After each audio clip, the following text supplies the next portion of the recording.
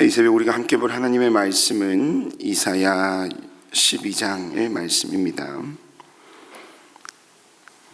이사야 12장 1절 말씀부터 우리 마지막 6절까지의 말씀을 저와 여러분이 한 절씩 교독하시고요, 마지막 6절은 함께 합독하도록 하겠습니다.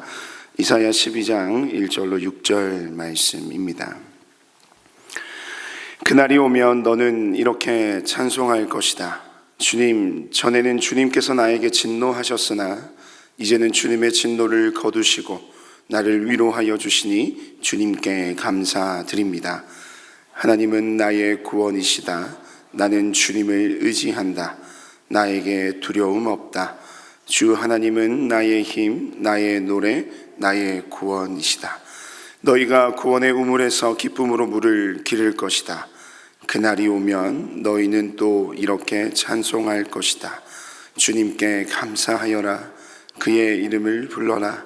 그가 하신 일을 만민에게 알리며 그의 높은 이름을 선포하여라. 주님께서 영광스러운 일을 하셨으니 주님을 찬송하여라. 이것을 온 세계에 알려라. 시온의 주민아, 소리를 높여서 노래하여라. 너희 가운데 계시는 이스라엘의 거룩하신 분은 참으로 위대하시다. 아멘.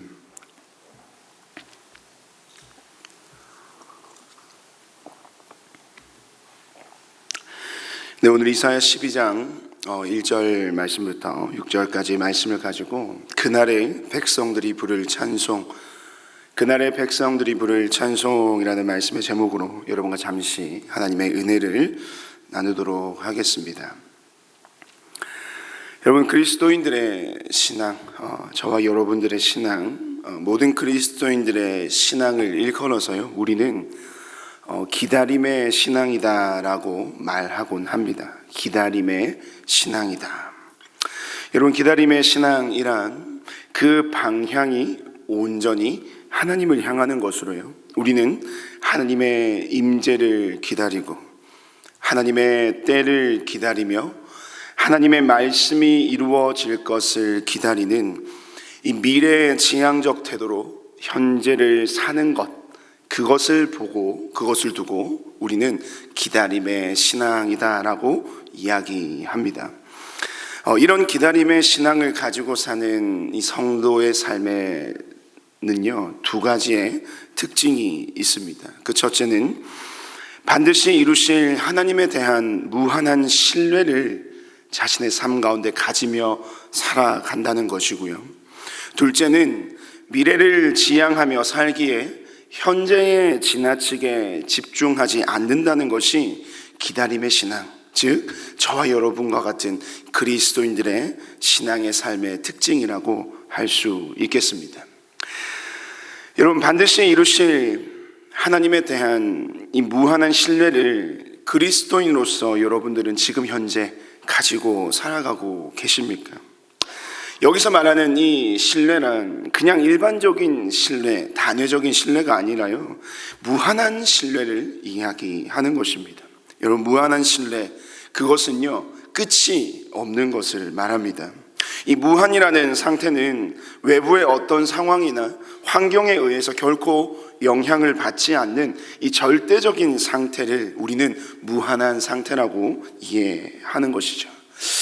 이 같은 하나님을 향한 무한한 신뢰를 가지며 살기를 바라는 것이 우리의 소망이자 또 우리의 믿음과 신앙생활의 간절한 바람이지만, 정작 우리의 삶을 한번 되돌아보면 그렇습니다. 이 하나님 당신을 향한 이 무한한 신뢰보다는요, 늘 주님을 향한 의심이 앞서는 것을 볼 수 있습니다. 그 하나님 당신을 향한 무한한 신뢰보다는 약속의 말씀에 대한 우리의 삶에 존재하고 있는 불신의 태도가 우리 안에 더 많이 있음을 우리의 삶의 면면을 살펴보면 우리는 발견하게 된다는 것이죠. 왜 그럴까요? 우리는 그리스도인입니다. 기다림의 신앙이라는 그 귀하고 복된 삶의 고백으로 주님을 믿으며 살아가는 존재들인데, 왜 우리는 하나님에 대한 무한한 신뢰보다는 의심과 하나님에 대한 무한한 신뢰보다는 그 주님의 말씀에 대한 그 불신의 태도를 가지고 살아가는 것일까요? 그 이유는 바로 우리는 너무나도 지나칠 정도로 현재의 상황과 우리의 처지에만 몰두하고 있기 때문은 아닐런지요. 내가 처해 있는 현재의 상황, 또 내가 겪고 있는 수많은 현재의 일들, 이 일상 속 수많은 어려움들과 고난들, 지금의 처지와 이 현재 겪고 있는 모든 삶의 것들이 마치 내 인생의 최종 결론인 것 마냥 지금 내 눈앞에 놓여진 현재라는 공간과 이 현재라는 한정된 시간 속에 그 틀 안에 갇혀서 우리는 그 안에 머물러 있기 때문에 우리는 하나님을 향한 이 무한한 신뢰로부터 멀어져서 의심과 불신의 태도에 더 가까운 삶의 모습으로 살고 있다는 것입니다. 그래서 여러분, 그런 우리에게는요, 그런 삶의 연약함을 가지고 하나님을 향한 신뢰보다는 불신과 의심의 태도로 살아가는 그런 우리의 삶에는 이 무한한 하나님의 당신의 은혜가 빼곡히 기록되어 있는 하나님의 말씀이 저와 여러분의 삶 가운데 필요한 것입니다. 하나님의 말씀을 우리는 다른 말로요, 언약의 말씀이라고도 이야기를 하는 것이죠. 여러분, 이 언약이라는 단어, 그것은 하나님께서 장차 우리의 삶에 이루어 주실 약속의 말씀임을 말하는, 이 성경적으로도 신학적으로도 우리의 개인의 신앙적으로도 저와 여러분에게 너무나도 중요한, 반드시 기억해야 할 성경의 표현이 바로 여러분 언약입니다. 성경에서 말하는 언약은요, 단순히 이 사람과 사람 간에 오가는 이 손가락 걸고 하는 약속이랑 여러분 이 차원이 다른 것입니다. 성경 속에서 나타나는 언약이란 하나님과 사람과의 관계 안에서 이루어지는 것인데요, 이 보통 고대 근동에서의 언약 체결은 이 쌍방간, 이 양측의 쌍방간의 책임이 따르게 됩니다. 그런데 하나님과 사람의 언약 사이에서는요, 하나님께서 인간을 향해 일방적으로 체결하시는 하나님 중심적 언약이라는 사실을 우리는 성경 안에서의 언약에 대해서 이해해야 하는 것이죠. 하나님 중심적 언약, 이 하나님 중심적 언약이라는 것은요, 사람과 맺으시는 언약의 내용을 성취하시기까지 그 언약의 책임은 오직 누구에게 있다는 것을 이야기할까요? 하나님께 있다는 것을 얘기합니다. 그리고 반드시 그 약속된 그 내용을, 그 언약을 하나님 편에서 반드시 이루실 것이고, 이 모든 약속에 대해 하나님이 스스로 보증이 되시는 이 언약이 바로 하나님 중심적 언약이라고 이야기한다는 것이죠. 이에 대해 성경 안에 아주 많은 예시들이 등장하지만, 특별히 여러분 창세기 15장에 하나님과 아브람 사이에 체결되는 이 횃불 언약이라고 혹시 여러분 기억하시는지 모르겠습니다. 쪼개진 고기를 사이에 두고요, 하나님과 아브람은 언약을 맺게 되는데, 하나님께서 아브람에게 주시는 그 약속의 내용이 무엇인가? 이 아브람으로부터 자손의 번성함, 그리고 그의 후손에게 그 땅을 하나님은 약속하십니다. 그리고 그 약속의 내용이 이루어진 뒤에 여호와의 횃불이 그 눈앞에 놓여져 있는 쪼개진 고기 사이로 지나가게 되는데요, 이것은 이 언약에 대한 모든 책임이 하나님 자신에게 있음을 말해주는 것이고, 하나님은 반드시 그 언약을 성취하시기 위하여 하나님 편에서 일하실 것을 아브라함에게 보여주는 것이며, 만약 그 언약이 하나님이 약속하신 그 약속의 말씀대로 성취되지 않을 경우에는 하나님 스스로가 이 쪼개진 고기와 같이 될 것이라는 이 그 정도의 각오와 책임감을 가지면서 하나님은 아브람과 언약을 체결하셨습니다. 이것이 바로 횃불 언약이라고 이야기를 하는 것인데요, 이 언약의 내용을 살펴보면 그렇습니다. 우리 하나님은요, 사람과의 약속을 이루시는 하나님은요, 정말 약속에 대해 진심이시라는 사실을 우리는 알 수 있습니다. 하나님은요, 신실하시기에 자신이 하신 약속에 대해 반드시 이루시는 분임을 우리는 기억해야 합니다. 그런 하나님의 성품적 특징의 여러분 최대 수혜자가 누구겠습니까?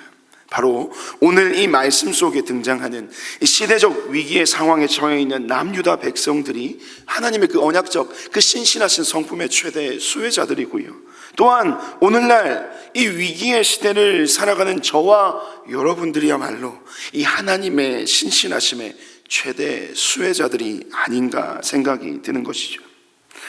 비록 현재 남유다의 상황을 객관적으로 바라볼 때 아수르에 의해 멸망당할 수도 있는 이 위기의 순간에 처해 있지만, 또한 객관적인 눈으로 우리 스스로의 삶을 바라보면 전혀 소망이 없는, 그렇지 않습니까? 여러분의 삶을 바라보면 그렇지 않아요.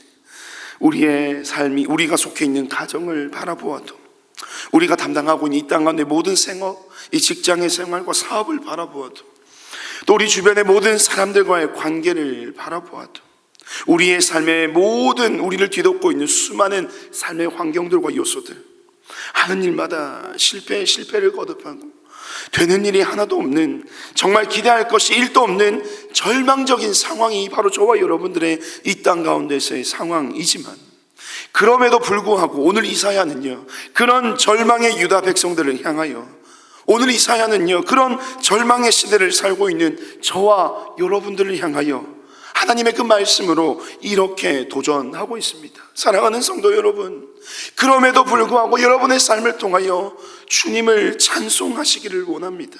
주님의 이름을 전심으로 노래하시길 바랍니다. 이 땅에 충만한 주님의 영광을 여러분의 삶을 통하여, 여러분의 입술을 통하여 세상과 열방을 향하여 당신의 목소리를 힘차게, 그리고 확신을 가지고 세상을 향하여 선포하십시오. 당신의 하나님은 참으로 위대하신 하나님이십니다. 절망과 탄식의 시대를 걷고 있는 우리들의 삶을 향하여 하나님은 이사야의 목소리를 통하여 저와 여러분의 삶에게 이렇게 도전하고 계신 것입니다. 여러분, 왜 우리가 그렇게 우리의 삶을 통하여 그 주님을 선포해야 하겠습니까? 아니, 우리가 어떻게 이처럼 그 하나님의 위대하심과 그 하나님의 영광과 그 하나님의 높고 위대하심을 노래해야 하는 것입니까? 그것은 바로 우리에게는 반드시 그 날이 올 것이기 때문입니다. 여러분, 1절의 말씀, 그 날이 오면 너는 이렇게 찬송할 것이다. 4절 말씀에 그 날이 오면 너희는 또 이렇게 찬송할 것이다. 여러분, 그 날이 오면, 여러분, 이 그날은 어떤 날입니까? 주님께서 진노를 거두시고 우리를 위로하는 날이 바로 이 그날, 주님의 날입니다. 당신의 백성들의 모든 슬픔과 아픔의 눈물을 거두시고 모든 수렁에서 건져내시사 우리를 구원의 놀라운 감격으로 충만케 하시는 날이 바로 주님의 날, 이 그날이라는 것입니다. 사랑하는 성도 여러분, 비록 우리는 오늘이라는 현재를 살아가고 있지만 우리의 삶은요, 이 현재에 머무는 것이 아니라 하나님의 언약 안에서 미래를 향하여 나아가는 소망의 시대를 바라보며 사는 자들임을 여러분 꼭 기억하시길 바랍니다. 그렇기에 여러분의 삶 속에서 주어진 이 현재의 순간에 너무 집중하지 않으셨으면 좋겠습니다. 반드시 이루실 것에 대한 하나님의 약속이 저와 여러분의 삶 가운데 말씀으로 주어졌음에도 불구하고 여전히 염려하고 여전히 근심하며 낙심 속에 살아가는 것은요, 기다림의 신앙으로 살아가는 참된 그리스도인의 모습이라 말할 수 없을 것입니다. 비록 우리의 현재의 삶이 지치고, 비록 현재 우리의 삶이 힘들고 고단하다 할지라도요, 하나님은 여전히 저와 여러분의 삶을 주목하고 계십니다. 그리고 당신의 약속하신 그 말씀을 이루시기 위하여 지금도 우리 주님은 졸지도 않으시고 주무시지도 않으시며 우리의 삶을 감찰하시고 일하고 계신 분이 바로 저와 여러분의 하나님 되심을 믿으시길 바랍니다. 그러한 믿음으로 주님의 때를 기다리며 끝내 반드시 이루실 하나님에 대한 무한한 신뢰를 가지며 사는 자들에게 하나님은 반드시 당신의 날을, 그 날의 감격과 기쁨을 당신의 때에 결국 반드시 우리 모두에게 허락하실 줄로 믿습니다. 오늘도 그런 주님을 향한 전적인 신뢰로 현재가 아닌 미래를 향한 소망으로 가득 찬 삶을 사시는 저와 여러분의 귀한 하루의 삶이 되시기를 주님의 이름으로 축복드립니다. 우리 시간 주신 말씀을 기억하며 함께 합심하여 기도하기를 원합니다. 이렇게 한번 기도합시다. 하나님, 저는 오늘도 하나님 당신을 기다리며 살아가는 자입니다.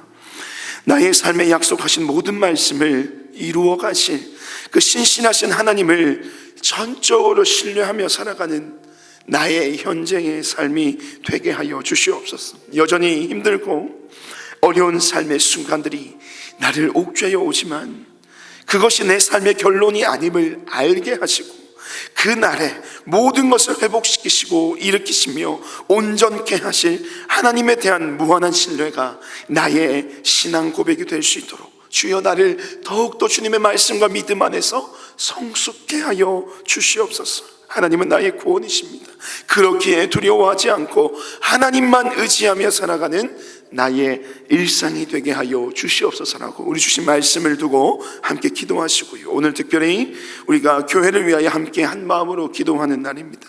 오늘도 당신의 귀한 교회 공동체인 우리 은혜샘물 교회 공동체를 붙들어 달라고 기도합시다. 날마다 하나님을 예배하는 공동체로 주님께서 주신 귀한 복음으로 온전히 하나 되게 하여 주시고 세상 속 빛과 소금의 역할을 감당하는 주님의 몸된 교회로서 세움받게 하여 주시옵소서. 이 시대 가운데 우리가 감당해야 할 이 교회로서의 사명을 온 교회와 성도가 함께 깨닫게 하시고 그 일들을 위하여 전심전력으로 달려갈 수 있는 시대적 사명을 담당하는 주의 몸된 교회로 아름답게 쓰임받게 하여 주시옵소서라고 우리 시간 말씀을 기억하며 또 우리의 모든 교회 공동체를 위하여 함께 합심하여 기도하시고 각자 개인의 기도 제목으로 자유롭게 기도하시고 돌아가시길 바랍니다. 우리 함께 합심하여 기도하겠습니다.